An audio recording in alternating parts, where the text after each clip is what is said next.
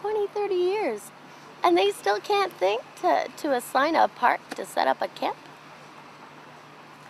They say that we're a problem. The government is the problem with their lack of imagination. Did you feel bad when you made her take down her tent? The conjuncture said she had to, so. Well, but I asked if you felt bad watching her pack up her little belongings. You know, we all have compassion and understanding for the situation, and we do. Like Jim said to her, we get it. But now you've got another problem across the street. It's actually on City of Victoria property.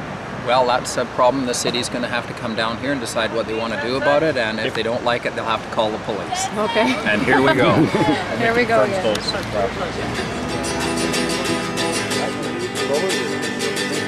I said that you never want to be this way. And I said it could never happen to me, but it did anyway.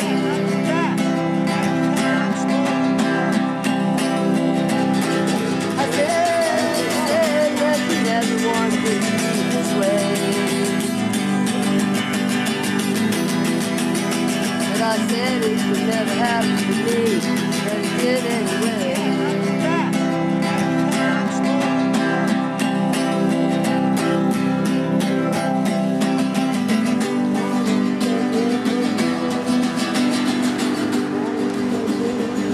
What's going on, Mike?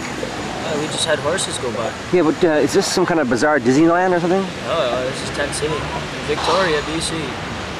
Simon, what kind of soup's on tonight? Well, actually, there's a squash base, so I boiled squash. Really? And then mashed it up and used a vegan soup stock. Yeah. And then we added an onion. We added about 3 more squash. A couple of zucchini, some chickpeas. Last night we had 50, count them, 50 happy campers. That's 26 tents, 50 campers. And there's always more and more that show up. A couple of people showed up last night. Cool. We need to start looking What at else do you guys need? What else can people do if they want to help you? More tarps. More tarps? Tarps. We'll make some Tarps, sleeping bags, tents. Friends from We need as many Australia. people on our side as possible, Oh, voicing absolutely. their opinions. Absolutely. Well, I'm on the Downtown Advisory Committee. I'm vice chair of it with the City of Victoria, and I got to tell you, once again, we know it should be moved on, particularly this time of year, until we've got a roof over your head.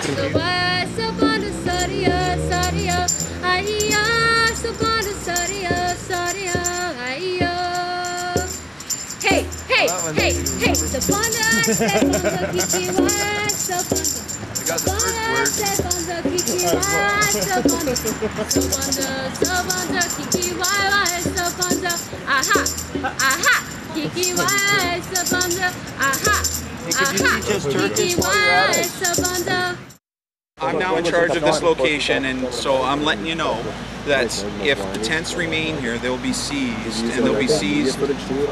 They can be seized in 2 ways. They can be either seized as chattel, or we could seize them to prevent the continuation of the offense. Criminal Code of Canada, just because we arrest you doesn't necessarily mean we need to charge you, right? We don't need to charge you. We can still arrest you.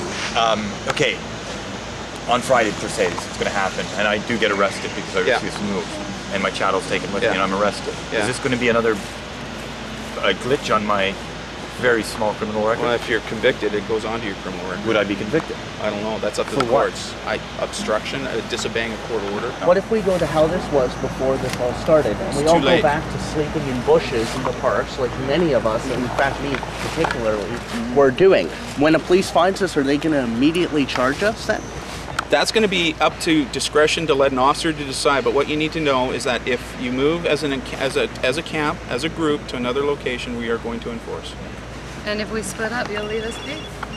We're going to have to make that call as it comes down the pipe. I was in the camp that morning, and we had a group circle, and everyone was informed that we were going to be. There's like a temperature raise here. They were going to have an injunction. They wanted to have an injunction to have everybody moved off the property.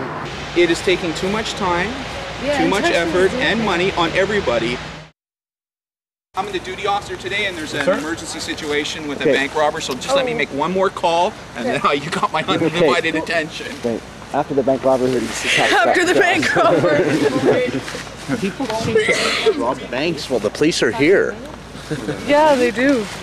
They kind of listen to the scanners and go, okay, all the cops are down there now, let's go. Are you serious? I would say that it takes up a ton of resources. Like it's disrupted today, basically. We had all kinds of other stuff going on. So it can be, and we want to make sure that we do things properly. You're welcome.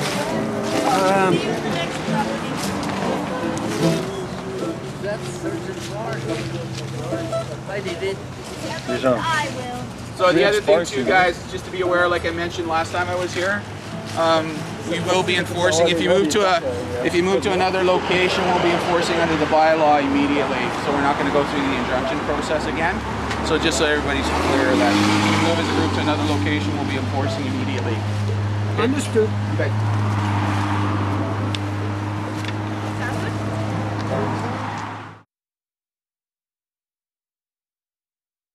This morning, they're going to come. You're not planning to move here, are you? No, I would imagine, all things progressing as they will, that I'll get arrested and maybe not be the only one, and happily sign a condition saying I won't return to Cridge Park until the trial, unless they want to convict and sentence me right there. What do you think about the group that's assembled here? Like, this is quite pretty good. It's pretty good. It's because it's not a protest. It's just people living. Oh Canada, we stand on guard for thee. Oh Canada, we stand on guard for thee.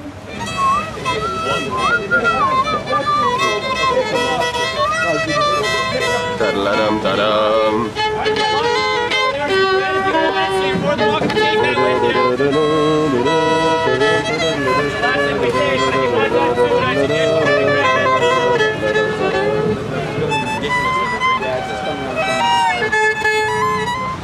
So there you have it, folks. They're going to put the fire out for us. They're going to take our chairs away for us. They're going to throw them in garbage for us. Oh, I certainly. And just remember, there ain't no sanity clause. I don't think they should go. I don't think they should let themselves be pushed around like this. But they have to leave or they're going to go to jail. Okay, so what do? At one time we fought for this country. So what? What did their forefathers fight for? What did they die for? So we could turn into a bunch of wimps now? That could just get, they come along and like, what are the police? The police are servants. Like, where are the politicians? Like, where are they saying, like, let them answer to and act responsibly, and you can't penalize the people just because they have no economic status. I can look around me and point out many people who do not have a place to go. Okay? I have nowhere to live. How do people feel about this injunction being served? Insulted, angry, and alienated. Unfortunately, it has to end. And I never say goodbye because we'll always see each other again. Even if we don't see each other in this life, we'll see each other. There's no word for goodbye in our life. Exactly. And if we don't see each other in this life, we'll see each other in the great hereafter.